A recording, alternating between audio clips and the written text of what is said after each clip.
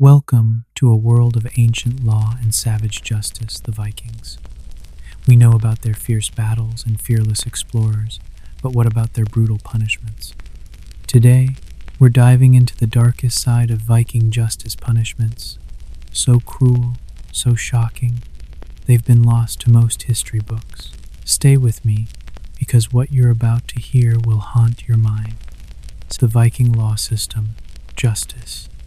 When you think about Vikings, images of fierce warriors, epic battles, and longships raiding distant shores probably spring to mind. But beneath all that blood and thunder was a surprisingly complex system of law and order that governed Viking society. Before we plunge into the brutal punishments, Vikings inflicted punishments that would shock even the most hardened of Usits. Important to first understand the legal world they lived in, because Viking justice wasn't a free-for-all. It was deeply rooted in tradition, custom, and community decisions. It was a system designed not only to punish wrongdoing, but also to maintain social balance in a society where honor and reputation could mean life or death. Let's explore how Viking law worked, how their justice system was structured, and why punishments were often as much about public shaming as they were about physical pain or death. The Thing, where justice was served. At the core of Viking legal life was the Thing, an assembly of free men who gathered to settle disputes, make laws, and hand down punishments. The word Thing, pronounced ting, actually means assembly or meeting, and it was a fundamental institution in Norse society. Think of the Thing as a combination of a local parliament, court, and social gathering all rolled into one. These things happened regularly, often once or twice a year in various regions. Some were local, held by smaller communities or villages. Others were larger regional things, where representatives from different communities met. The most famous is the Icelandic Althing, founded in 930 AD, which is often considered one of the world's oldest surviving parliaments. At the Thing, free men, the legal term being bondi, which referred to property-owning men who had the right to participate, would gather in an open-air location, often a flat clearing or hilltop. They sat or stood in a circle, listening to disputes, discussing new laws, and hearing cases brought forward by individuals or families. The presiding official, called the law speaker Lögsogumaður, played a crucial role. This person was responsible for reciting laws from memory, guiding the assembly through legal procedures, and making sure that decisions adhered to established customs. The law speaker was usually an elder respected for wisdom and fairness. Unlike modern courts, there were no judges in the strict sense. Decisions were collective, made by the assembled free men who acted as jury and lawmakers at once. They would listen to witnesses, hear arguments, and then vote on verdicts and penalties. This made Viking law highly participatory, but also deeply rooted in local customs and social consensus. Law by tradition and custom. It's important to note that Viking law wasn't written down for most of their history.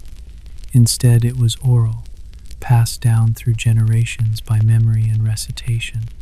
The law speaker was the living encyclopedia of Viking law, preserving rules about everything from property rights and marriage to theft and violence. Because of this oral tradition, Viking law was flexible to some extent. It could be adapted to changing circumstances. However, it was also very conservative, strongly emphasizing maintaining social order and honor. The core of Viking law was a balance between three key principles. Vengeance. Family and kinship ties were central in Viking society. If someone harmed a member of your family, you had the right and often the duty to seek revenge. This could lead to blood feuds if unchecked. Restitution. To avoid endless cycles of violence, the law often required offenders to pay compensation called wergild, or man price, to the victim or victim's family. This was a way to restore social harmony without resorting to killing. Public order. Beyond private revenge and compensation, the community needed peace and stability. The thing ensured that punishments also served to maintain order and deter future crimes. Together, these elements created a system that was both personal and communal. Justice was not just a state function, it was a social contract, upheld by the community. Who was subject to Viking law? It's critical to understand that Viking law primarily applied to free men, women, slaves, and foreigners often had different or lesser legal rights. Free men, Bondi, had political rights, including the right to speak and vote at the Thing. They also bore legal responsibilities, such as the duty to bring cases forward and participate in communal defense. Women had some protections under the law, especially regarding property and marriage, but their role in legal assemblies was limited. Slaves, thralls, had almost no legal standing and could be punished harshly by their owners without recourse. This social hierarchy influenced both how justice was administered and what punishments were deemed acceptable. Crimes and punishments. More than just physical pain. Now, when we think of justice, especially from the Viking era, we tend to imagine harsh, physical punishments. While that's true, Viking law was not only about causing pain or death, it was equally about shame, deterrence, and restoring social balance. Many crimes, especially those involving breaches of social trust or honor, were punished through public humiliation or mutilation. The Vikings understood the power of reputation. Losing your honor could be a fate worse than death. Some crimes could lead to death, but others required compensation or lesser penalties aimed at preventing feuds or maintaining peace. Common crimes and their consequences. Viking law covered a wide range of offenses. Let's look at some examples. Theft. Stealing was considered a serious crime because property was essential to survival and social standing. Penalties ranged from fines to mutilation or banishment, depending on the value of the stolen goods and the offender's past behavior. Adultery and sexual crimes. Sexual morality was important. Adultery, especially by women, could bring harsh punishments, including fines, exile, or mutilation. Rape was a grave offense and could lead to death or severe penalties. Insult and defamation. Words mattered. Insulting a chieftain, a family member, or questioning someone's honor could escalate into legal action. Punishments could include fines, public shaming, or violence. Murder and assault. Killing someone often led to blood feuds, unless settled through compensation. Murderers could be outlawed, declared outside the law, meaning anyone could kill them with impunity or face execution. Breaking oaths and betrayal. Loyalty was crucial.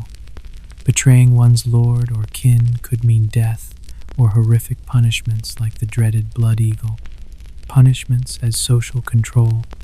What's striking is that Viking punishments were designed not only to punish the offender, but also to send a message to the community. Public shaming, mutilation, and harsh penalties reinforced social norms and deterred others from crime. Imagine a thief caught and having his nose or ears cut off. This visible mark of shame would follow him for life, isolating him from society. Or a woman forced to wear a scolding mask, publicly humiliated for gossiping. This communal aspect of justice is important. The Vikings valued honor, reputation, and social standing, and punishments often targeted those. The role of compensation, wargild, and restorative justice. To prevent endless cycles of revenge, Vikings often preferred compensation payments called wargild, literally man price. If you killed or injured someone, you could pay a set price to their family to settle the matter. These payments varied depending on the victim's social status. A nobleman's wergild was far higher than a commoner's. Paying wergild could save a killer from revenge killings or outlawry. This system shows Viking law was pragmatic. While vengeance was part of the culture, law aimed to keep peace by turning violence into economic restitution whenever possible. Outlawry, the ultimate social death. One of the harshest punishments in Viking society was outlawry. Being declared an outlaw meant you lost all legal protection anyone could kill or harm you without penalty. You were essentially cast out from society, left to fend for yourself. Outlaws were excluded from the thing, denied the right to own property, and shunned by the community. This form of social death was terrifying because Vikings valued community ties deeply. Harsh but structured, Viking justice was not arbitrary. Despite the brutality we associate with Vikings, their justice system was structured, consistent, and based on long-standing traditions. Punishments followed established guidelines, and even the harshest penalties served a social purpose. This wasn't lawlessness, it was a deeply embedded legal culture designed to maintain order in a society where violence was always a threat. Conclusion: setting the stage for dark punishments. So, as we've seen, Viking law was a mix of tradition, community judgment, vengeance, and restitution. It was harsh, often brutal by today's standards, but it was also measured and designed to preserve social order and honor. Crimes like theft, adultery, and insult to a leader could lead to punishments far more severe than what most of us imagine today. And those punishments were crafted not just to hurt the offender physically, but to shame, isolate, and deter anyone else from breaking the law. Now that we've set the stage and understand the system that delivered Viking justice, get ready to discover some of the most brutal and shocking punishments. Vikings used punishments so savage they've largely been forgotten or dismissed as legend. Brace yourself, because Viking justice was far darker than you might imagine. Segment 2, the Blood Eagle, a ritual of death. When we talk about the darkest and most terrifying Viking punishments, one image rises above the rest in sheer horror and brutality: the infamous Blood Eagle. This gruesome ritual is a punishment that sounds almost too savage to be true, yet it is woven deeply into Viking lore and legend, described in sagas that chill the blood even today. If you've ever stumbled across tales of the Blood Eagle, you've likely been haunted by the vivid, nightmarish descriptions. A victim's back carved open, ribs severed from the spine and pulled outward like the feathers of a monstrous eagle, and lungs ripped free and spread wide to resemble wings. The condemned person would be left to die a slow, agonizing death in this exposed and mutilated state. It's a spectacle of pain, terror, and symbolic vengeance. But what exactly was the Blood Eagle? Was it a real Viking practice, or merely a legend born from poetic exaggeration? How did it fit into Viking ideas of justice and retribution? And what purpose did such a horrifying punishment serve in the ruthless world of Norse warriors? Let's unravel this grim mystery, step by step.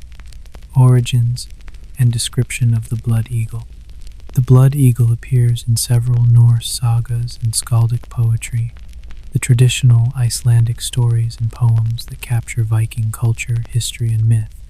These texts describe it as the ultimate form of vengeance, a ritualized execution reserved for the most heinous crimes, often treason or betrayal of kin. The punishment is said to have involved the victim being tied down, often face down, while the executioner used a sharp blade to cut into the flesh of the back. The ribs would then be severed close to the spine and carefully pulled outward. The lungs would be torn free and draped over the wings created by the ribs, producing the gruesome image of a bloodied, flayed eagle ready to soar. Sometimes, the executioner would breathe into the lungs, making them inflate like wings. The victim was left to endure excruciating pain, bleeding, and suffocation. A slow and public death designed to instill fear and demonstrate the power of the Avenger. Literary sources: myth or reality. The problem with the Blood Eagle is that its reality is fiercely debated by historians and scholars. The sagas that describe it are often poetic, symbolic, and sometimes written centuries after the Viking Age ended. They are steeped in metaphor, exaggeration, and dramatic flair. The earliest known references appear in the Orkneyinga saga and the Njals saga, two Icelandic texts from the 13th century. Both mention the punishment as a form of execution for particularly loathsome enemies. For example, the Orkneyinga saga recounts how the Viking Earl Sigurd inflicted the Blood Eagle on King Ella of Northumbria as vengeance for the death of Ragnar Lothbrok, a legendary Viking hero. According to the saga, Sigurd had Ella's back cut open and lungs pulled out, exposing wings of flesh in a savage display. But is this an eyewitness account or a gruesome literary invention? Some historians argue the Blood Eagle was a ritualized myth rather than a historical practice. They point out the extreme technical difficulty and medical impossibility of carrying out such a procedure on a live person who would almost certainly die immediately from blood loss or shock. Others suggest it was a symbolic act, a metaphorical description of a particularly brutal execution that might have involved flaying or mutilation, but not the precise eagle carving described. Archaeological evidence and skepticism.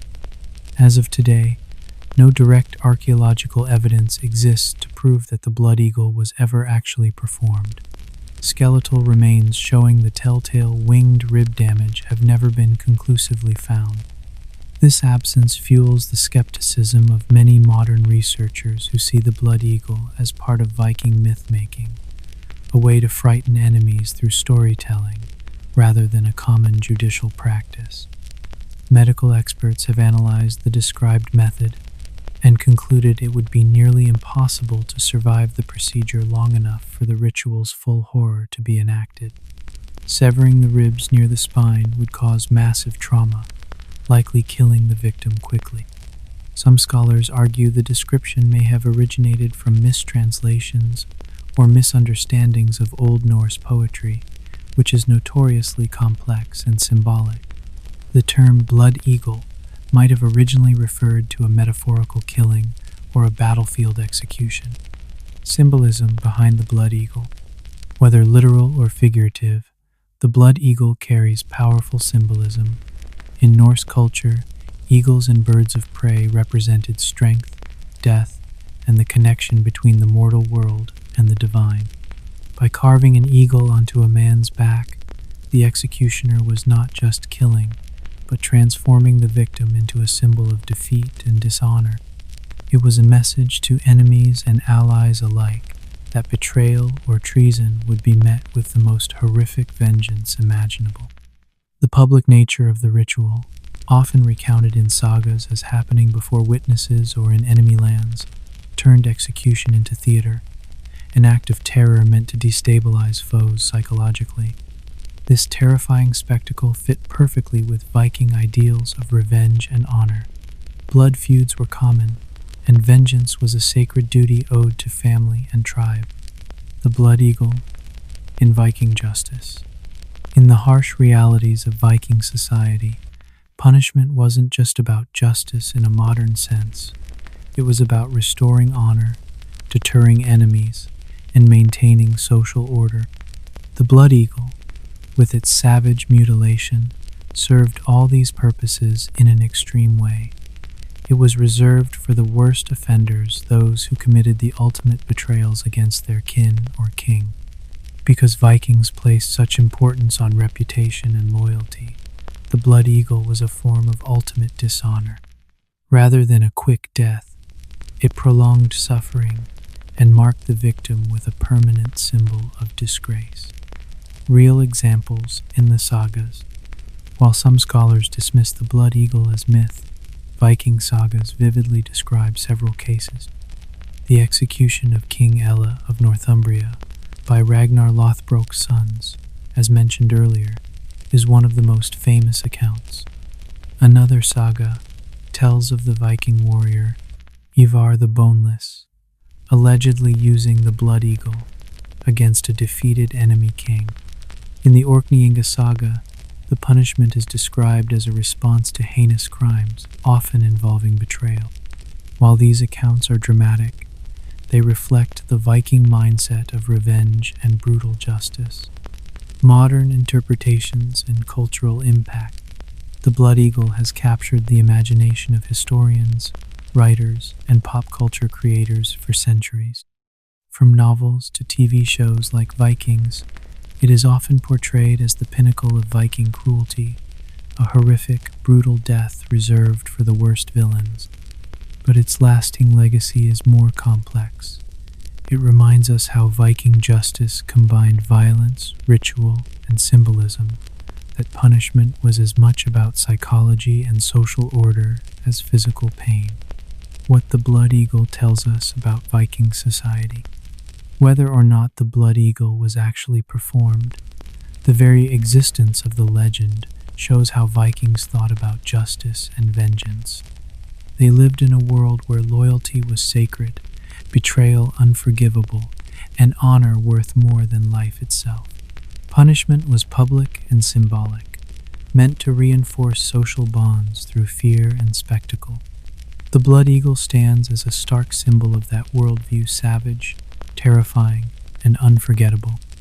The blood eagle is one of the darkest shadows cast by Viking history, whether fact or myth.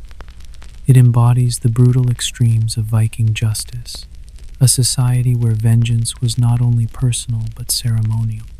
Today, it challenges us to consider how justice, punishment, and ritual can intertwine in violent societies.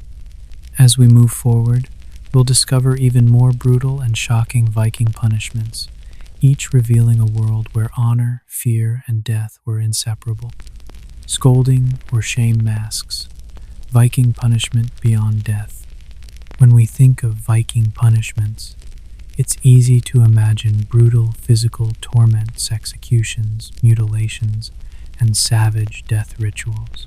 But not every punishment was about inflicting physical pain or taking a life. In fact, the Vikings also used a fascinating and deeply psychological form of punishment: public humiliation through the use of scolding masks. These masks reveal a different side of Viking justice, a side that wielded social shame and psychological torment as weapons just as powerful as the sword. They remind us that in Viking society, shame and reputation were matters of life and death, sometimes more so than physical injury. Let's take a closer look at these bizarre and terrifying devices, their purpose, and what they tell us about Viking society and justice. What were scolding masks? Scolding masks were iron or metal masks designed to be worn by offenders as a form of public shaming. Unlike helmets or masks worn in battle or ritual, these masks were deliberately ugly, humiliating, and sometimes terrifying in appearance. Often fashioned in the shape of animals, demons, or grotesque faces, these masks were designed to ridicule and isolate the wearer. Some masks even had spikes or sharp projections around the mouth or cheeks, preventing speech or causing discomfort if the wearer tried to speak. The concept of the scolding mask is not unique to Vikings. Similar devices appeared in various cultures as instruments of punishment, but Viking examples are some of the most infamous and vividly described. Who wore scolding masks and why? In Viking society, scolding masks were primarily used on women, especially those accused of being scoldswomen who spoke out of turn, gossiped, nagged, or insulted others publicly. The term scold itself historically refers to a person, usually a woman, who was perceived as troublesome because of her speech. Why women? because Viking society, like many others of its time, expected women to behave quietly and respectfully, especially in public. Women who broke these norms, challenging social order with their words, could be punished by being forced to wear these humiliating masks. The mask served as a physical and social restraint, designed to silence the wearer and mark her publicly as a troublemaker. The design and features of scolding masks, descriptions and surviving examples from medieval Europe, including the Norse regions, reveal masks made of heavy iron, sometimes weighing several kilograms. Common features included grotesque faces, demon-like expressions, snarling mouths, exaggerated features to mock the wearer's supposed behavior, spikes or plates around the mouth, designed to prevent speaking or make speaking painful. Some had sharp edges or tongues of iron that jabbed the cheeks, eye holes for limited vision. The wearer's eyes would be exposed enough to see but trapped in a mask that made them stand out like a spectacle. Straps or locks. The mask would be securely fastened, making removal difficult without help. The combination of discomfort and humiliation made the mask a form of psychological torture, trapping the wearer in a shameful identity and isolating her from the community. Public shaming as punishment. In Viking culture, reputation and honor were paramount. Being publicly shamed was often worse than physical punishment. A person's social standing determined their access to rights, marriage, and protection. When a person was branded as a scold or troublemaker, wearing a mask that made them a spectacle, their social life could be destroyed. Public humiliation was designed to discourage others from similar behavior by demonstrating the social consequences of breaking norms. The punishment was often carried out in the village square or during market days, maximizing the number of witnesses and the effect on community morale. Psychological impact on the offender. Wearing a scolding mask was more than just a physical burden. It was a profound psychological blow. The wearer was forced into silence. The mask's spikes or plates discouraged speech, isolating the person from conversation and defense. Visibly marked. Anyone could identify the wearer as a social outcast, increasing isolation and stigma. Subject to ridicule.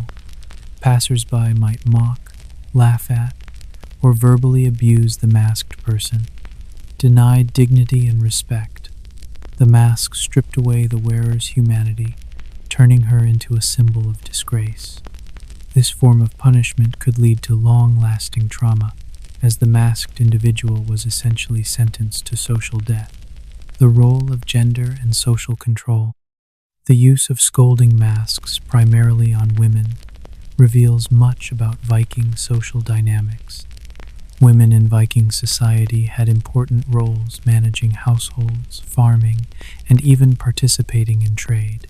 Yet, their speech and behavior were closely policed. Silencing scolding women was a way to enforce gender norms and maintain male authority. By punishing outspoken women, Viking society reinforced expectations about who could speak and when. This reflects a broader pattern seen in many historical societies, where social control was exercised not only through laws, but through controlling speech and behavior. Legal context of the scolding mask. While physical punishments were often meted out by community decisions at the Thing, the scolding mask likely came from a combination of legal judgments and social customs. The Thing might decree fines or physical punishment, but social pressure and community enforcement played a large role in punishing speech-related offenses. Wearing the mask was a visible sentence, a sign that the community disapproved and that the offender must reform or suffer ongoing disgrace. Similar punishments in Viking and medieval Europe. Scolding masks were part of a wider tradition of shame punishments used across Europe in the Middle Ages. Other devices included the brank or bridle, a metal cage, like device forced into the mouth, designed to prevent speech. The ducking stool, used mostly for scolding or witches, where the offender was dunked into water as public punishment. The pillory and stocks, wooden devices that restrained offenders in public squares for humiliation. The Viking scolding mask fits within this larger tradition of social punishment aimed at controlling speech and behavior. Symbolism of the animal and demon shapes. The grotesque animal or demon shapes carved into scolding masks had symbolic significance. Animals like foxes or wolves might symbolize cunning, deceit, or wildness, attributes the community wished to highlight as negative in the offender. Demons or monstrous faces connected the wearer with evil or chaos, visually linking their speech to harm or disorder. By forcing someone to wear a mask embodying these symbols, Viking society made an example out of them, warning others against disruptive behavior. Psychological warfare and deterrence. The psychological nature of the scolding mask punishment also served as deterrence. Knowing that speaking out of turn could lead to wearing a humiliating, restrictive mask publicly made people cautious about their words. In a society where reputation was everything, the fear of public shame and isolation was a powerful tool to maintain order. The scolding mask and community dynamics. It's worth noting that this punishment was as much about the community as the individual. The mask made the offender's shame visible and shared. The community participated in the punishment by witnessing, mocking, or verbally punishing the masked person. This collective involvement reinforced community norms and solidarity. Offenders were reminded that social bonds depended on conformity, lasting impact, and legacy. Though the Viking Age ended over 1,000 years ago, the concept of punishment through public shame has endured. Modern societies still use forms of social punishment, from public shaming on social media to community service that publicly marks offenders. The scolding mask reminds us that justice is not only about pain, but about identity, belonging, and the power of community judgment. The scolding or shame mask reveals a Viking justice system that was more complex and psychological than just physical cruelty. It shows a society where words could wound as much as swords, where silence could be enforced by iron, and where public humiliation was a fate to be feared. As we continue exploring Viking punishments, remember that beyond the gore and brutality, there was a sophisticated social system controlling behavior through fear, shame, and honor. Next, we'll dive back into more physical punishments, but never forget that sometimes the harshest punishment was to be silenced and made a laughingstock before your entire community. Segment 4. The Pillory and Stocks. Public humiliation.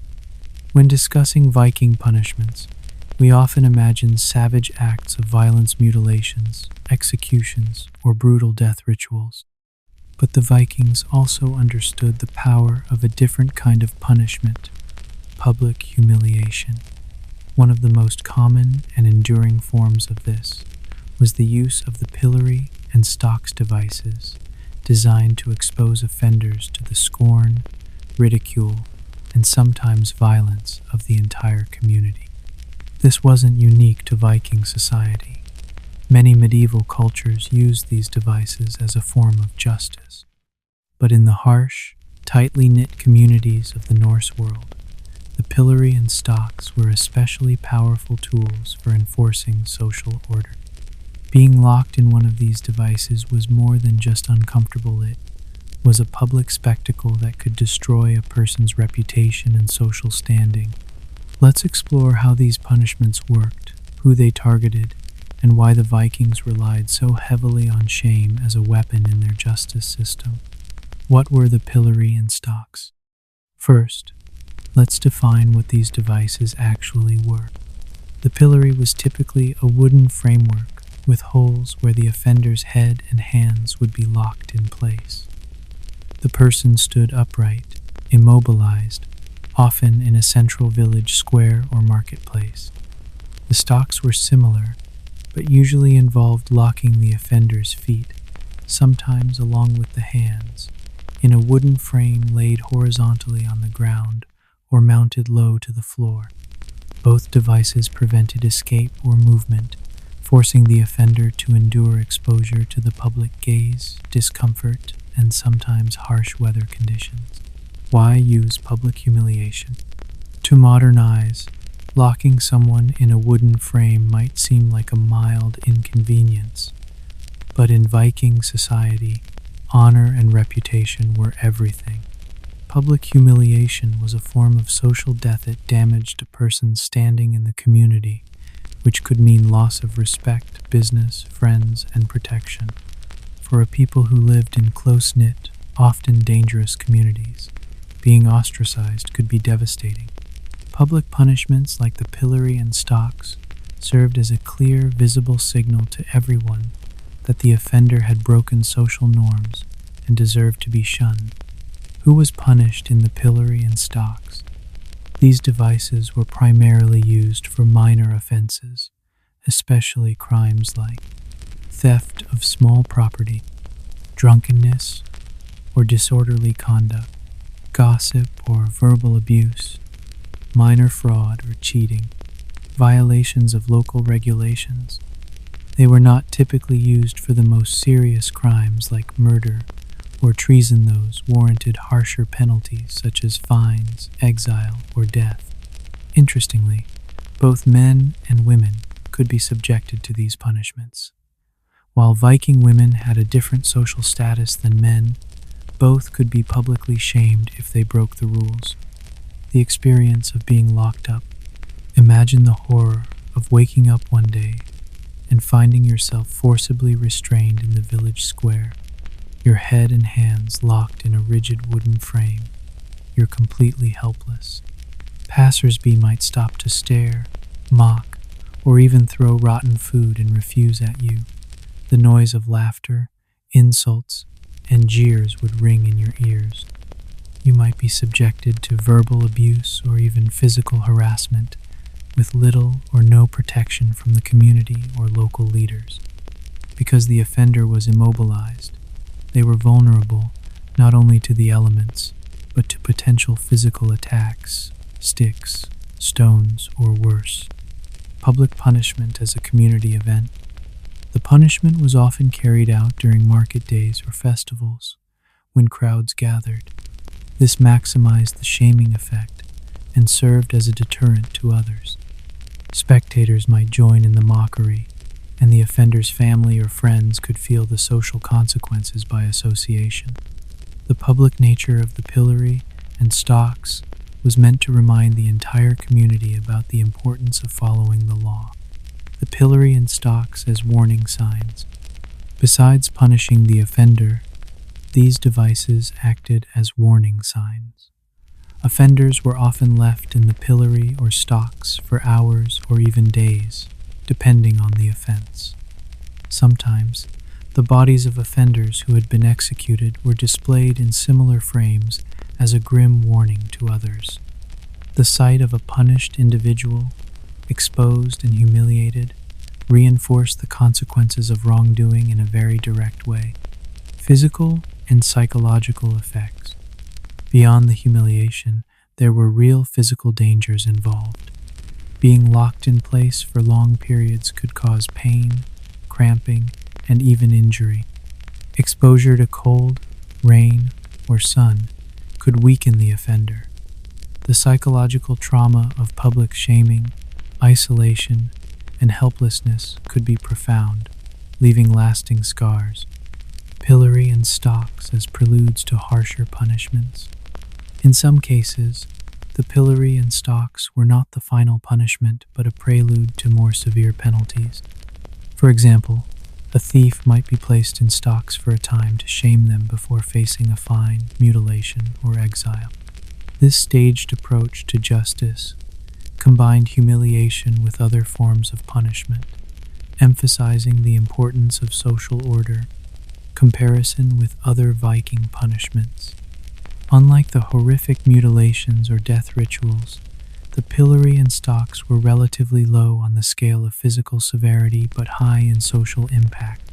They reflect the Vikings' understanding that fear of disgrace and loss of reputation was a powerful deterrent, sometimes more effective than physical pain. The legacy of public humiliation. The pillory and stocks persisted well beyond the Viking Age into the Middle Ages and beyond, influencing legal systems across Europe.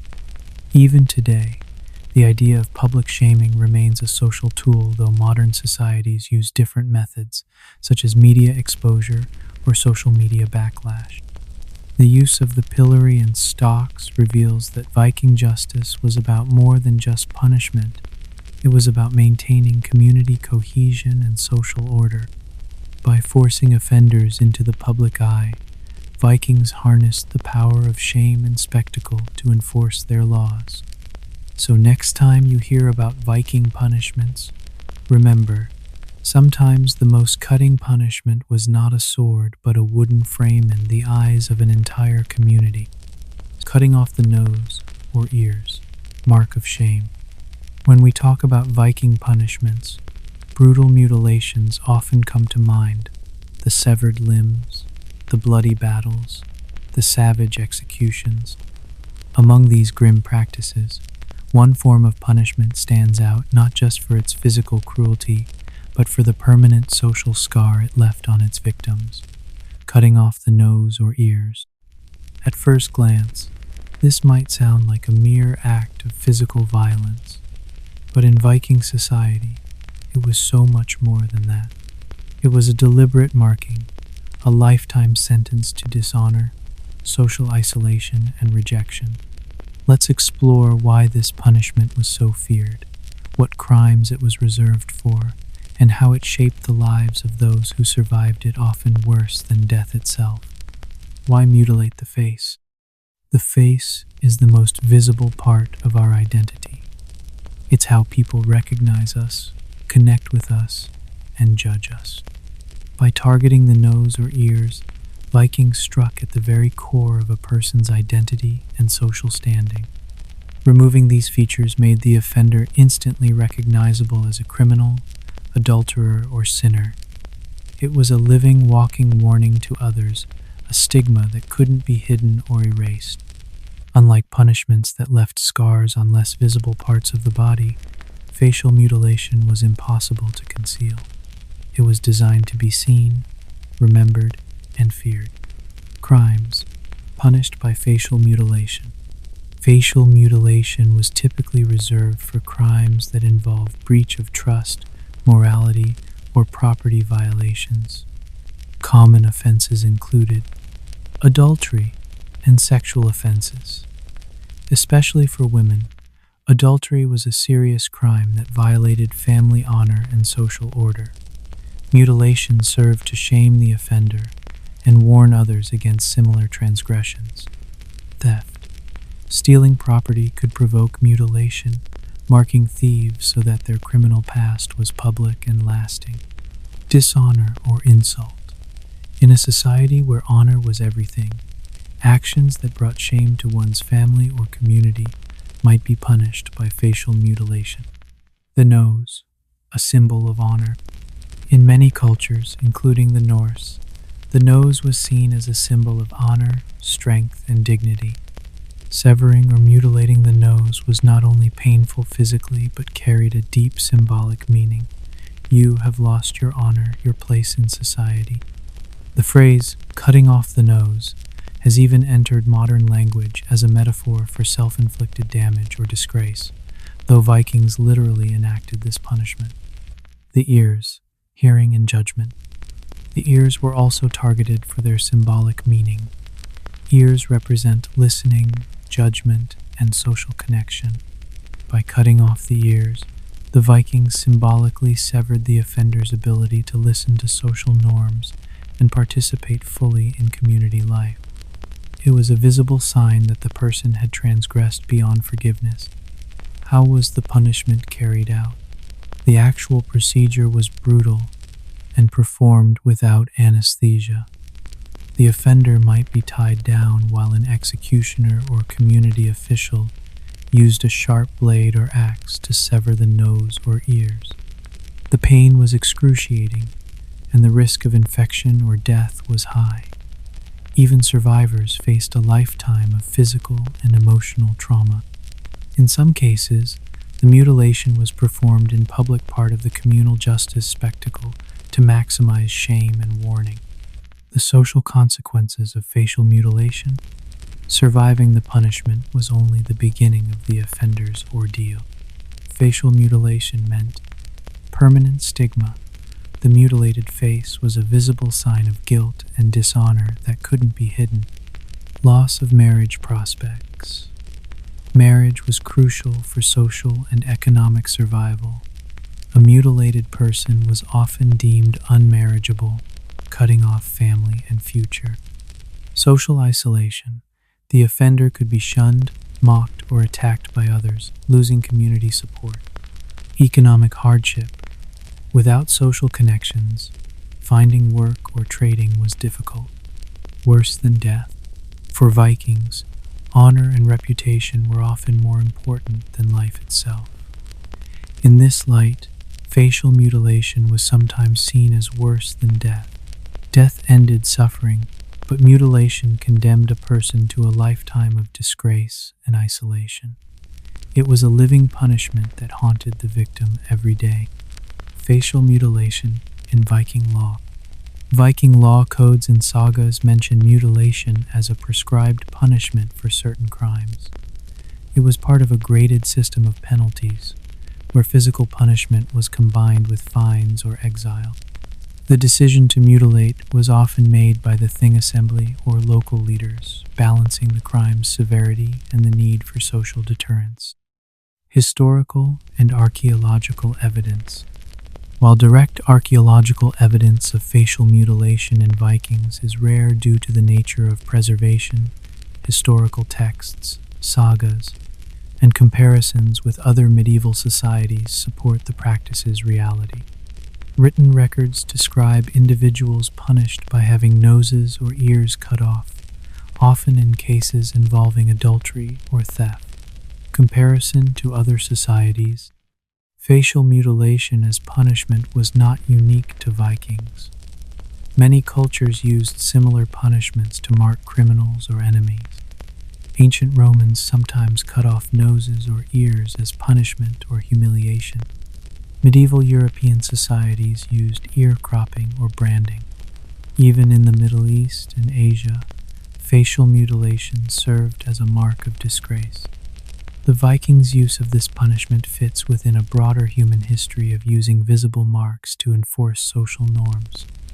The psychological toll. The trauma of living with a mutilated face went beyond physical pain. Victims endured loss of self-esteem and identity. The face is central to self-image. Its mutilation could shatter a person's sense of self. Constant reminders of guilt. The visible wound was a daily reminder of the crime and punishment. Fear and anxiety. Facing public judgment and exclusion was terrifying.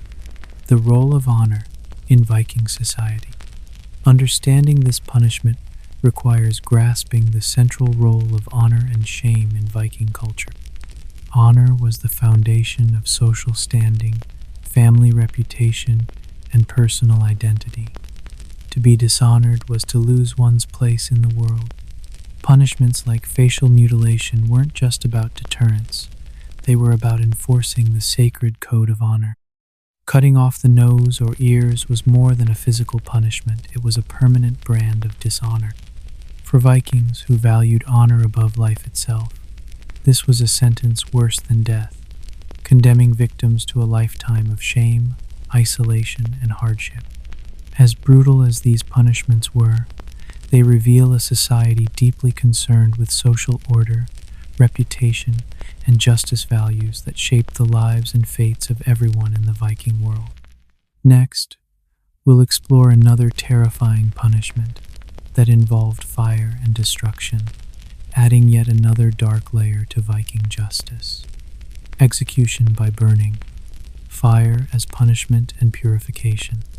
Among the many brutal methods of punishment practiced by the Vikings, execution by burning stands out as one of the most terrifying and symbolic.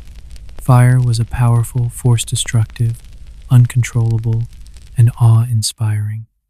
For the Vikings, it was not only a tool of war, but also a potent instrument of justice and purification. When the flames consumed an offender, or even their entire home, it was a sentence of swift and merciless finality, one that left nothing behind but ash, and a warning etched into the memory of the community. Let's dive into the grisly details of this fiery punishment, explore the beliefs that fueled it, and understand how the Vikings used fire to enforce order, instill fear, and cleanse their world of perceived evils. The use of fire in Viking society. Fire was a double-edged sword in Viking life.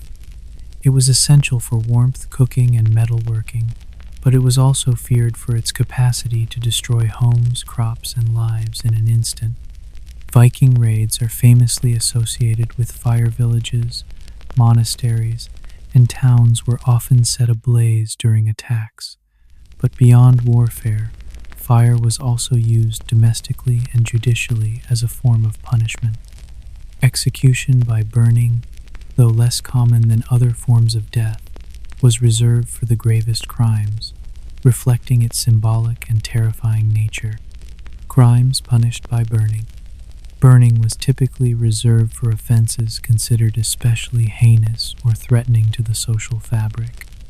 These crimes included witchcraft and sorcery.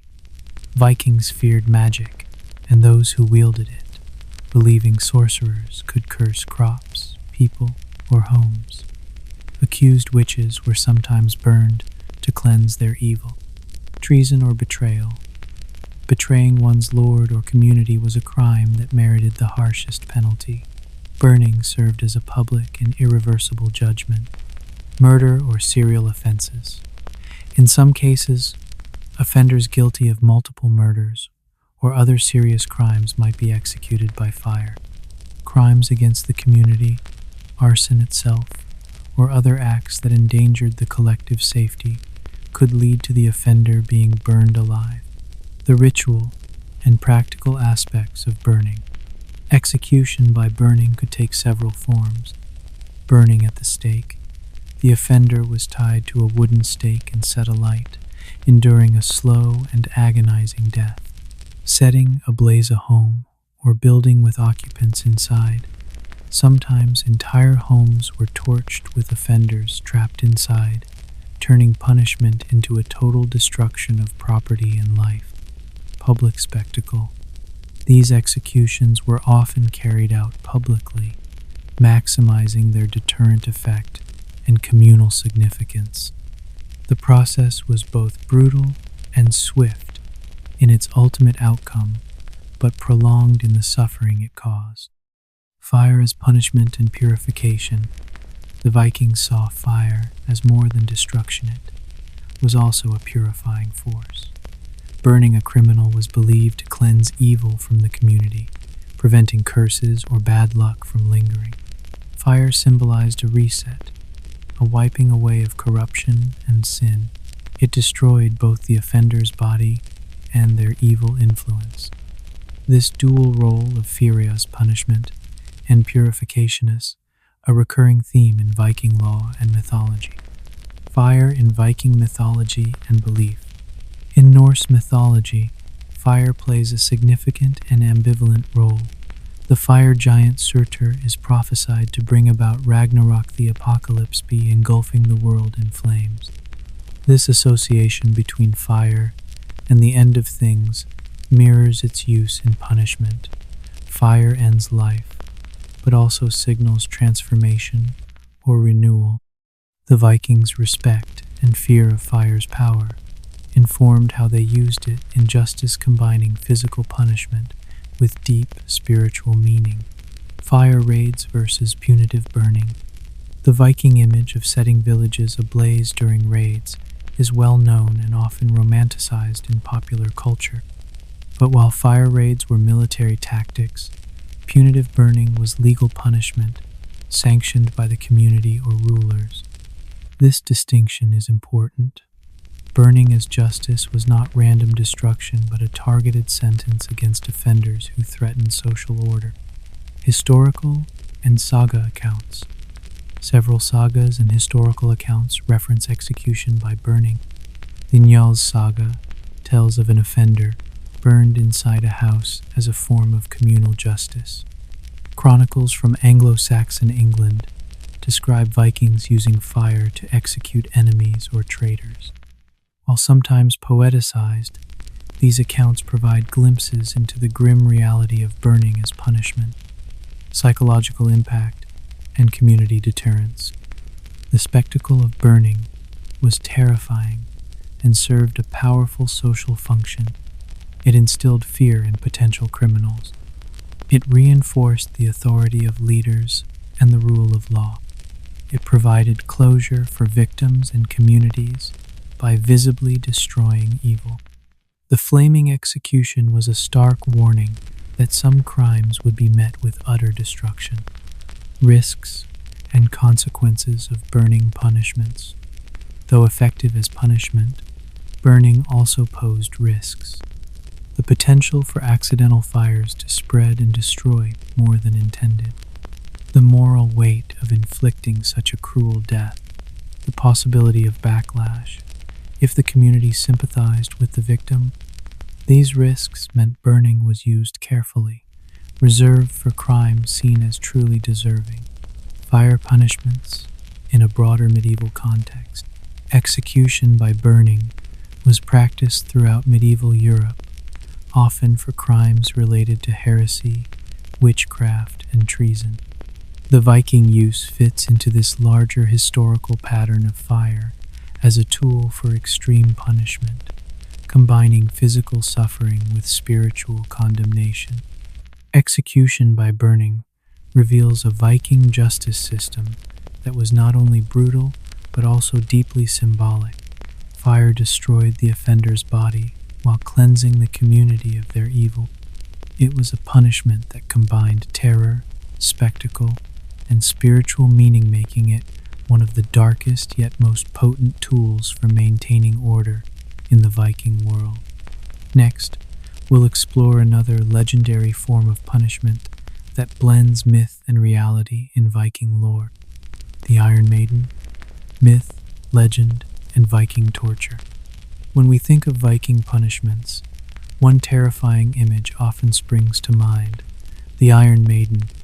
This horrific device, coffin lined inside with iron spikes, arranged so that the victim would be slowly impaled upon closing, has become synonymous with medieval torture and cruelty. It conjures a nightmare vision of slow, agonizing death, of pain prolonged and merciless. But here's the catch. Was the Iron Maiden truly a Viking invention? Or is it a later myth, a sensational invention of medieval or even modern times? Today, we're diving deep into the legend of the Iron Maiden, peeling back fact from fiction, and exploring what this fearsome device really represents. We'll also examine what kinds of torture and punishments Vikings actually used, including slow torture and binding, which were merciless in their own right, even if the Iron Maiden itself likely wasn't part of their arsenal. The legend of the Iron Maiden. The image of the Iron Maiden as a device of torture is deeply ingrained in popular culture. We see it in movies, books, and documentaries as the ultimate medieval execution device, an upright sarcophagus-like box lined inside with sharp spikes. The victim would be forced inside, the door shut, and the spikes would impale the prisoner slowly and gruesomely. But where did this terrifying legend come from? The Iron Maiden, as a physical object, was first described in the 18th and 19th centuries, long after the Viking Age had ended. It was popularized in European museums and literature as a kind of medieval curiosity and instrument of torture, supposedly used in the Middle Ages or by the Vikings. However, There is little to no historical evidence that Iron Maidens were actually used during the Viking Age, or, indeed, during the medieval period at all. Historical reality, myth, or misunderstanding. Scholars widely agree that the Iron Maiden is mostly a myth or a later invention. The earliest references to such devices come from much later periods and seem to have been inspired by sensationalist stories or misunderstandings of other torture devices. Some points to consider. No credible archaeological evidence of Iron Maidens dating back to the Viking or medieval era has ever been found. Descriptions of torture in Viking sagas and medieval chronicles do not mention anything like the Iron Maiden. The earliest physical examples of Iron Maidens were constructed in the 18th or 19th century, likely as theatrical exhibits or propaganda tools. Some believe the Iron Maiden was designed in the 19th century to shock Victorian audiences, representing the supposed barbarity of the past. The Iron Maiden's origins, a museum curio. The most famous Iron Maiden, displayed in the Nuremberg Museum in Germany, was likely assembled from parts of older torture devices, combined to create a dramatic and horrifying artifact. It became a symbol of medieval cruelty rather than an authentic historical tool. This means the popular conception of the Iron Maiden as a Viking or medieval torture device is largely a product of later imagination. What did Vikings actually use for torture? Though the Iron Maiden is almost certainly a myth, Vikings were no strangers to brutal and cruel punishments. Historical and saga records show the Vikings used a range of methods for torture and execution, including binding and exposure. Offenders might be tied or shackled and left exposed to the elements or public humiliation. Mutilation, cutting off noses, ears, or other body parts to mark shame. Slow physical punishments, such as flaying or dismemberment. Execution by sword, spear, or burning, swift but often brutal. While perhaps not as theatrical as the Iron Maiden, these punishments were merciless and deeply painful. Binding and slow torture in Viking justice. One form of torment involved binding an offender tightly, sometimes in uncomfortable or painful positions, leaving them immobilized for long periods. This could be accompanied by starvation, exposure, or physical abuse. The psychological and physical suffering inflicted by such methods was significant. The power of myth and symbolism. The Iron Maiden legend reflects something important about how societies view past violence. It symbolizes the ultimate nightmare of torture and slow death, capturing imaginations more than any factual device.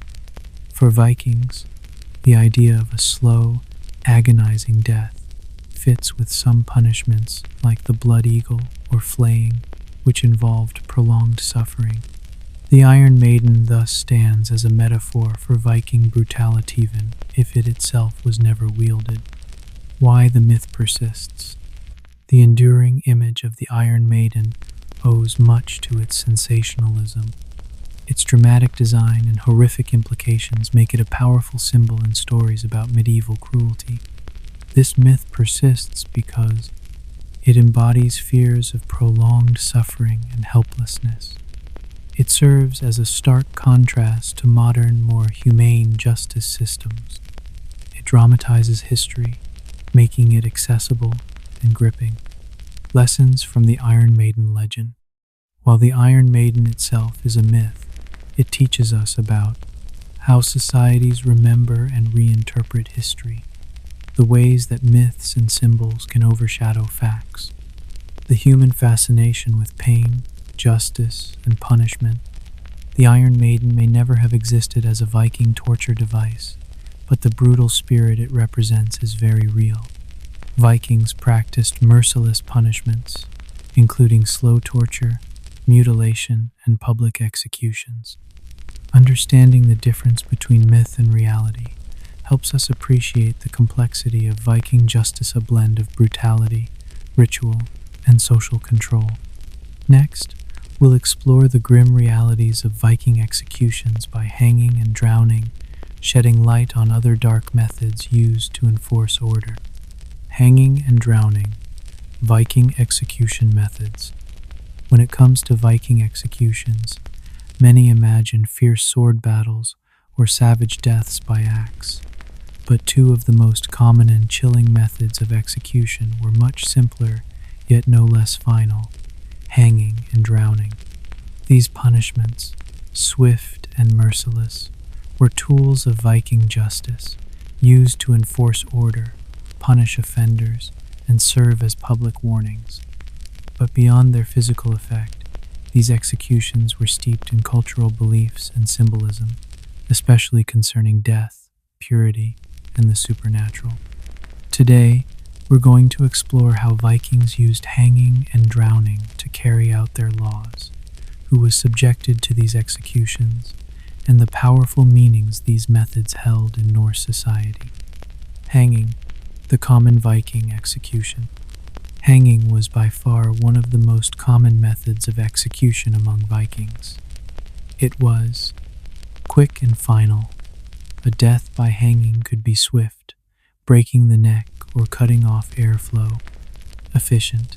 It required minimal preparation and tools, a rope and a tree or beam. Public. Executions were often held where the community could witness them, such as at the Thing or near villages. The method of hanging. The condemned was typically tied with a noose around the neck and suspended from a tree, beam, or scaffold. The weight of the body would cause death by strangulation or a broken neck. Sometimes, the victim was dropped from a height, increasing the chance of a quick death. Other times, the person was simply left hanging until they died slowly from asphyxiation. The process was brutal, but served the purpose of removing a dangerous or dishonorable individual from the community. Crimes punished by hanging. Hanging was reserved for serious crimes, but was not always the harshest punishment. It was commonly used for murder, especially when blood compensation, wergild, was not paid or accepted. Theft, large, scale, or repeated theft could merit hanging. Treason and betrayal. Betraying kin or lord was a grave offense punishable by death. Adultery or sexual crimes. In some cases, those guilty of serious sexual offenses faced hanging. Public display and deterrence. The public nature of hanging served multiple purposes. It removed the offender. It warned others of the consequences of crime. It reaffirmed community norms and leadership authority. Bodies of the hanged were sometimes left displayed, prolonging the warning. Drowning, death by water. While hanging was a common method, Vikings also used drowning especially for women accused of witchcraft, sorcery, or other crimes seen as spiritual threats. This method involved tying the accused and throwing them into a body of water such as a river, lake, or sea, leaving them to perish beneath the waves. The cultural meaning of drowning. Drowning carried deep symbolic weight in Norse beliefs. Water was seen as a powerful, purifying force that could cleanse evil. By submerging a person, the community believed evil spirits or curses attached to the individual could be washed away. Separate the soul. Death by drowning was sometimes thought to sever ties between the spirit and the physical world. Social rejection. Being cast into the water was a literal and figurative banishment from society. Who was subject to drowning? Typically, drowning was used for women accused of witchcraft or sorcery. These women were feared for their supposed ability to curse crops, people, or ships. Those charged with serious moral offenses, including adultery or crimes against the social order. Drowning was seen as a way to rid the community of spiritual threats as much as physical ones. The trial by water. In some cases, drowning was part of a trial by ordeal. The accused would be tied and thrown into water. Survival was seen as a sign of innocence, while death indicated guilt. These trials reflected Viking beliefs in divine judgment and supernatural intervention in justice. Execution as a community event. Both hanging and drowning were often public spectacles designed to reinforce social order. Communities would gather to witness these executions, which served to enforce fear and respect, reinforce communal values, provide closure to victims or families. The collective witnessing of punishment was integral to Viking justice. Spiritual and psychological dimensions. Execution by hanging or drowning was not just physical death, but a spiritual cleansing. The Vikings believed in a complex afterlife, where honor in life affected one's fate beyond death. Punishment by these methods could reflect an attempt to purify the community's spiritual health. Viking laws on execution. Historical law codes from Norse settlements often prescribe hanging or drowning for specific crimes, indicating these methods were institutionalized. The Thing, or legal assembly, would decide the sentence after hearing evidence and testimony. Comparison to other execution methods. Compared to brutal mutilations or slow torture, hanging and drowning were seen as more final and less drawn out. They removed the offender swiftly, while still fulfilling social and spiritual justice. Hanging and drowning were powerful tools of Viking justice, swift, merciless, and deeply symbolic. They remind us how Vikings balanced the practical needs of punishment with spiritual beliefs about cleansing and honor. These execution methods were as much about protecting the community and its values as about exacting vengeance. As we continue our journey through Viking punishments, we'll next explore death by battle and the sword methods that combined honor and finality in Viking culture. Viking punishments, legacy, conclusion. As we've journeyed through the brutal world of Viking punishments, from the grisly blood eagle to the psychological torment of scolding masks, from public humiliation in pillories to execution by fire, hanging, and drowning, it's easy to be overwhelmed by the sheer savagery of it all. But beneath this veneer of violence lies a complex society striving to maintain order, justice, and social balance amid some of the harshest conditions imaginable. Today, as we wrap up our exploration, let's reflect on the legacy these punishments leave behind, not just in history books or legends, but in what they reveal about Viking culture, values, and human nature itself. Viking justice, order in a harsh world. The Viking Age was a period marked by unpredictability, harsh climates, scarce resources, tribal conflicts, and frequent violence. In such a world, maintaining order was not a matter of convenience, but of survival. Viking punishments, brutal as they were, served a clear purpose: deterrence and the preservation of social cohesion. Every punishment was a message to the community to respect laws and customs, to uphold honor and loyalty, to fear the consequences of betrayal and crime. By publicly enforcing justice, Vikings sought to prevent chaos and protect the fragile bonds that held their societies together. Punishment as a public spectacle. One striking feature of Viking justice was its public nature. Punishments were not private affairs. They were communal events designed to reinforce social norms and demonstrate the power of law. Whether it was the agony of a blood eagle, the shame of wearing a scolding mask, or the simple exposure in the stocks, these acts were performed before the eyes of the community. This visibility served multiple functions. It amplified the deterrent effect. It reaffirmed collective values. It allowed the community to participate in justice. Justice and vengeance, a blurred line. In Viking society, the lines between justice and vengeance were often blurred. Revenge was a sacred duty, especially within families and clans. Blood feuds could last generations. However, the Thing and legal traditions sought to channel this vengeance into structured forms compensation, punishments, and legal decisions to prevent endless cycles of violence. In this way, Viking justice was both a system of retribution and regulation, the harsh by modern standards, logical for their time.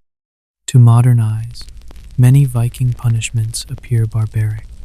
Mutilations, executions by fire, and public shaming seem cruel beyond reason. Yet, within the context of their time, these punishments were logical responses to maintaining order in small, tight-knit communities where trust and honor were paramount. The harshness reflected the realities Vikings faced a world without modern policing or prisons, where law was enforced by the community itself. The lost details of punishment. Many Viking punishments have been lost or obscured by time. What we know comes from sagas, archaeological findings, and later medieval accounts. Yet, sagas mix history with legend, making it challenging to separate fact from fiction. The brutal punishments that do survive in our records often overshadow the day-to-day justice system's fines, disputes, and negotiations that also played major roles. The enduring legacy of Viking justice. Despite the passage of centuries, Viking punishments have left a lasting imprint. They influence how we imagine justice in ancient times. They inspire stories, films, and cultural depictions. They remind us that law and punishment are deeply tied to cultural values. The legacy challenges us to consider how societies balance justice, mercy, and order. What Viking punishments teach us today? Studying Viking punishments reveals much about human nature, the need for social order, the power of public accountability, the dangers of unchecked vengeance, the symbolism embedded in justice rituals. It reminds us that justice systems reflect the values and realities of their times, and that what is seen as cruel or just evolves with culture. Closing thoughts.